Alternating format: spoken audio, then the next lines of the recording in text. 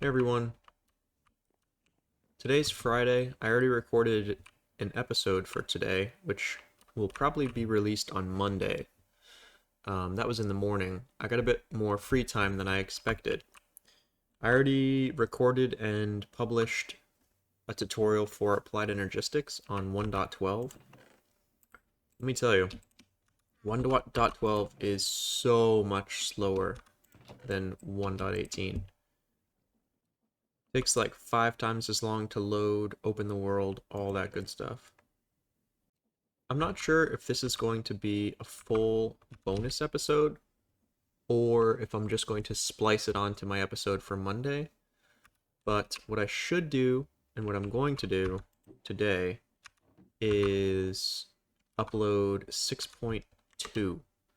I'm hoping this fixes some of the issues people were having. I'm going to work on getting the sneaky ore server bug fixed. Yeah, wish me luck on that one. I guess you'll know come Monday if I fixed it or not. The other thing about deving 1.12, no reload. You have to reboot the pack every time you made a change. There was like 5 minutes between loads. So you need to be pretty darn sure you're ready for a reload. Alright, so I think we fixed the server problem. There were two ores, the ancient debris and nether gold, that were causing issues on server sometimes. I just deleted the excavated variants from trying to make variants of those. I'm also using Markdown in the Visual Studio Code. Thanks for that tip, by the way. And there's also a preview button now. I don't know if there was before or not, but so this is working great.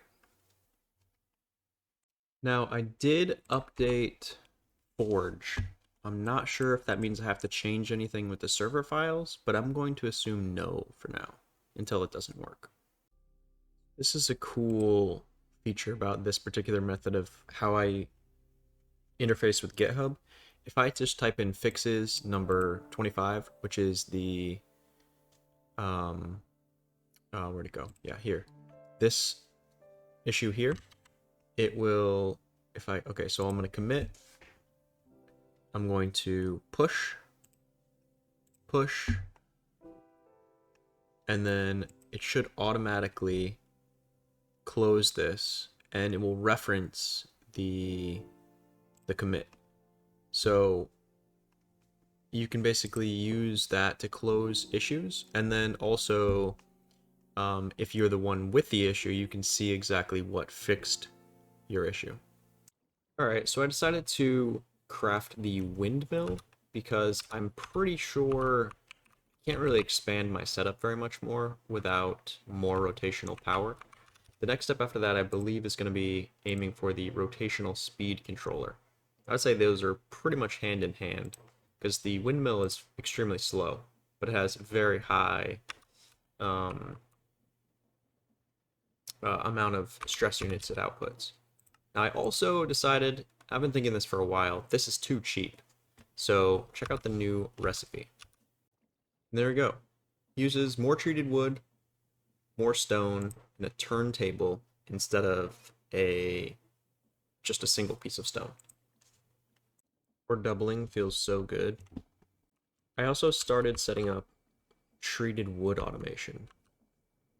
So this will pull the creosote and then pull it again, squirt it onto some planks, and we got ourselves some treated wood. We are low on silver for electrum. Alright, so I'm going to make some stone alloy with this recipe. It's a lot more efficient, even though it's super cheap. I'm planning on turning it into shafts as well. Let me just grab what I can. It's kind of an annoying setup, I'm not gonna lie. We have got creosote oil. Now, this is a very quick and easy way to automate treated wood. There's other ways to do it as well.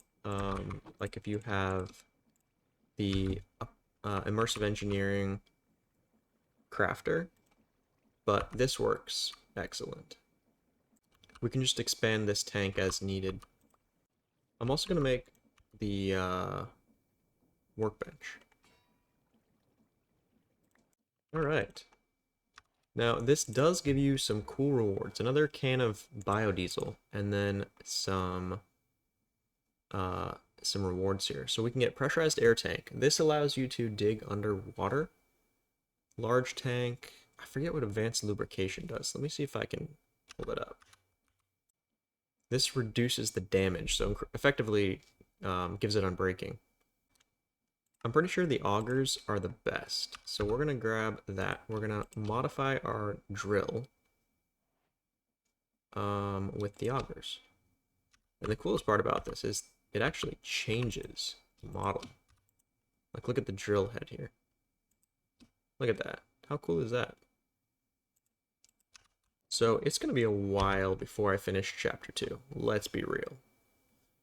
I'm going to do, after I get windmill, rotational speed controller, I'm planning on getting the ore sorting machine automated, the drilling machine, those are 2 top priorities, and then the imbuement chamber so I can get the ore sorting machine in the first place, as well as applied energistics. This is going to require power. I don't really like having this treated wood stuff, because I'm pretty sure you never use this. Unless you know, grab a miniaturized Tesla coil. I'm back down in the mine. I need to get some coal for coke coal eventually, and so I can have a little bit more buffer of creosote oil.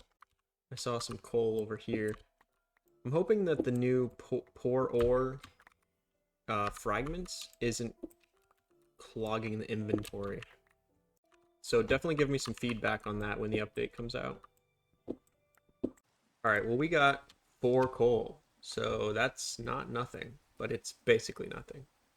Got ourselves a windmill. Well, that's interesting. So I just switched this attribute filter to only allow things that can't be washed. Decided to clean up those blossom trees, the floating leaves over here. So mechanical saws need to be rotating the opposite way as the belt because they input and output on specific sides. The easiest way to make that happen is just with a triple gearbox, in my experience. In this case, the third gearbox isn't necessarily required because this mechanical belt side is already spinning. I'm going to use that spot for a deployer instead. So this setup is going to serve dual purpose. Its primary use is going to be for making andesite casings, but its secondary use is going to be for making shafts. So, because I can just put some andesite case or some stone alloy into this barrel, it'll get cut into shafts. Although now that I think about it, that actually will not work because it's going to make those scaffolding, stairs, etc. Alright, so I've adjusted this so it will be able to be used for anything that can be smelted. However, I want to make sure that only seared bricks can go here. The question is if it will make sure that no seared bricks come out of this side or if it will still split. And we have some seared bricks handy, so let's see what happens if I just drop some seared bricks. Oh, that's not going to work because they can be smelted. Oh, right. So this is actually different. Can be smelted in a blast furnace is different. So we should be fine. Alright, so let's see what happens. I'm going to throw these seared bricks here. Okay, they did all go this way. So I think I'm going to have to do some sort of filter so that everything goes this way and then half the seared bricks go this way. All right, so I'm not sure if this is going to work, but I've got seared brick in both and then an empty attribute filter in one. So in theory, this will allow anything and seared bricks, and this will just allow seared bricks. So we'll do another 2. So in theory, it'll split 1 to each. Perfect. And it'll also allow me to smelt up my stone. I just realized stone can be smelted as well. So that actually won't necessarily work. Because it'll go to stone and then it'll smelt into smooth stone. Yup, there it is. That's fine though. Apparently you can't sleep while burning. Strange. Behold the alloy maker / crusher. I really should just get a blaze burner. Alright, so this contraption will take ingots and basically alloy them together. Now, you do have to make sure you do it in the proper orders. And you can also do, let's see, zinc and copper, because it'll only fit 16 at a time. So we'll do 16 of each, and then I think we want to throw the copper in second. So I'm pretty sure it's like 2 to 1. So we'll do zinc copper, and then turn this on. That could be a brass funnel, but I think we'll live. All right, there we go. Brass dust. All right, we have a windmill. It's a little bit awkward, but it doubled our stress capacity. Right now, I'm just kind of merging them. Again, a little bit awkward. Once we get the rotational speed controller, that all should be kind of fixed. I was watching some of episode 7, I think it was, and I realized it's not particularly enjoyable to watch someone try to make a create build. So I'm going to try to keep my create builds off camera for the most part. Alright, well that's going to be it for this episode. I've got wind power. I've got a little bit of semi-automatic manual processing. I don't think I've got automated treated wood. So, yeah, not bad progress.